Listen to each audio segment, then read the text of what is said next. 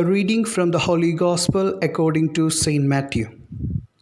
If your brother has sinned against you, go and point out the fault to him when the two of you are alone. And if he listens to you, you have won back your brother. If he doesn't listen to you, take with you one or two others, so that the case may be decided by the evidence of two or three witnesses. And if he refuses to listen to them, tell it to the assembled church. And if he does not listen to the church, then regard him as a pagan or a tax collector. I say to you, whatever you bind on earth, heaven will keep bound. And whatever you unbind on earth, heaven will keep unbound. In like manner, I say to you, if on earth two of you agree in asking of for anything, it will be granted to you by my heavenly Father. For where two or three are gathered in my name, I am there among them.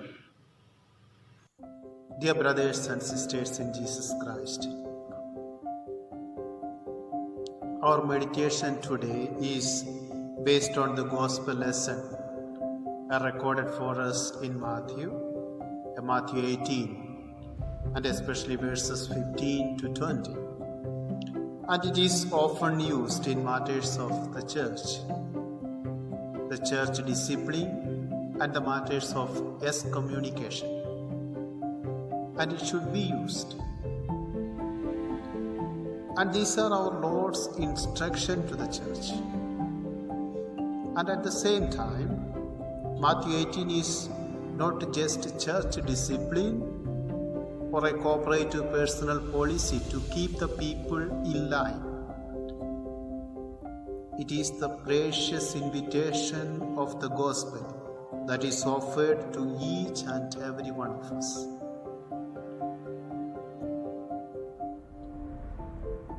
We are not alone. We are our brother's keeper. We are not alone. We are our brother's keeper. I like to mention 3 points to reflect on this Sunday. And the first one is, sin is a serious business. To understand the rich gospel message of Matthew 18, we need to see the verses in context. Earlier in the chapter, Jesus reminds us of the seriousness of sin. He tells his disciples that it would be better for a person to have a millstone hung around their necks and be thrown into the sea than to lead a person to sin. Then he says that it would be better for a person to cut off their hand or foot or pluck out their eye if this leads them to sin. Why? Because sin is a serious business.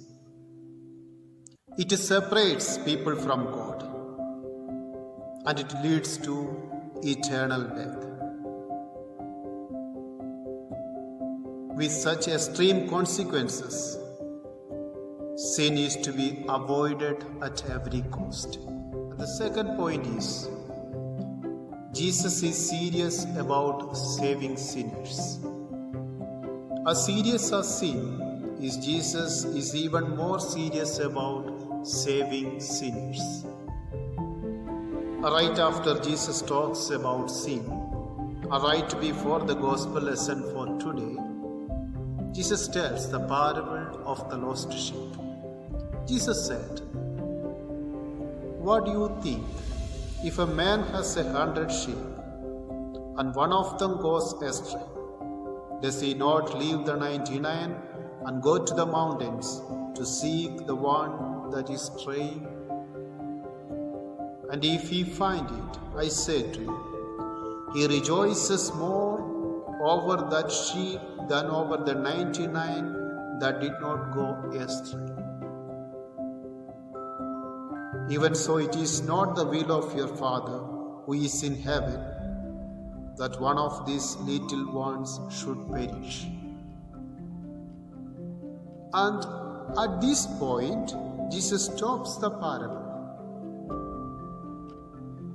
In a way, he is saying, it is important that you get this right. He further explains what it means to go after the lost sheep. If your brother sins, go and tell him. If he listens to you, you have gained your brother. Your fellow Christians will sin, and that is for sure. It is up to you to save them.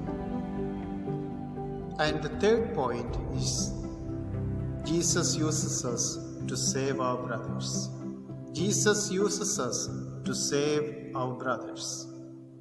Sometimes we will fail, but sometimes we will succeed. Saving our fellow Christian is a simple process. Yet sometimes we will mess up with our own little sinfulness and reluctance to do it.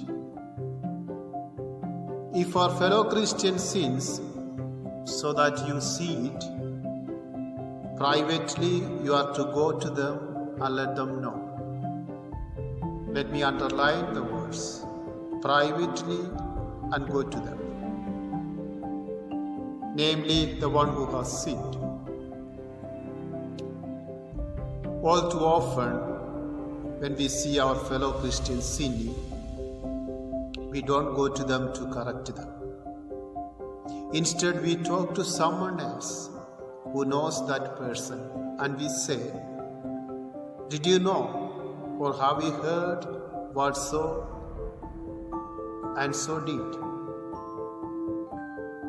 When we do this, we sin against the 8th commandment.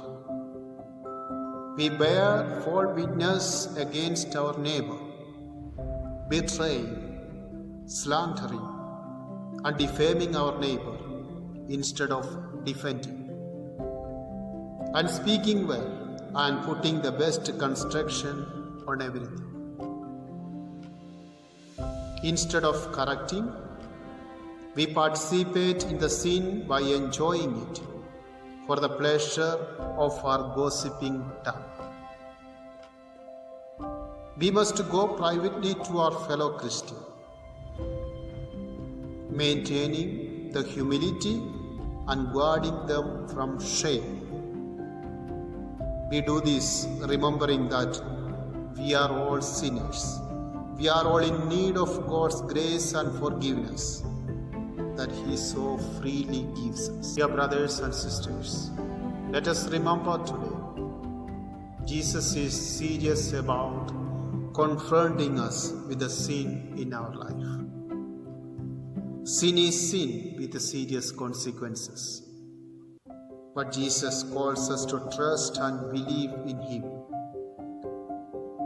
Now He calls us to continue His saving work with the people of His church.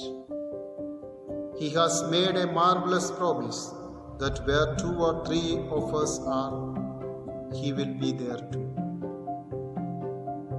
With His authority and with His voice of the gospel, He uses us to call sinners to repent. He calls us to receive them back with forgiving arms. And let us remember, we are not alone. We are our brother's keeper.